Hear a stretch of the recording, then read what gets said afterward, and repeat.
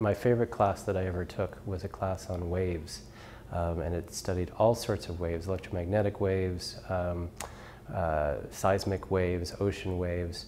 And in that class, he talked about total internal reflection, which is the concept of light moving through media and reflecting off all the walls. And what he talked about is light moving through that bar and hitting the end and reflecting back.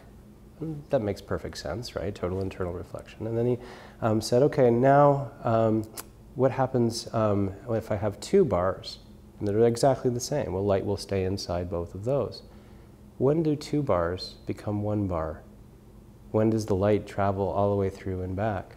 And that was the introduction to quantum mechanics, because light actually, on the total internal reflection, actually has an evanescent wave that happens on the outside of the bar. And if you get them close enough together, those two evanescent waves contact each other and create one bar.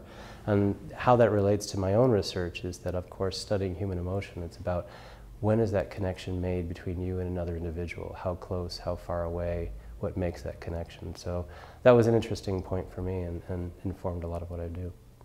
TED to me is about accessible knowledge. I mean, I get so many emails all the time about, oh, you've got to see this TED Talk and that TED Talk. And it can be in a field completely outside of my own. It can be about anything, any subject. And the beautiful thing about TED Talks is it makes those subjects accessible. And I think that's why it's become a genre in its own. It's a way of communicating in a very short, very accessible way, a whole field or a whole way of thinking that you hadn't thought about before.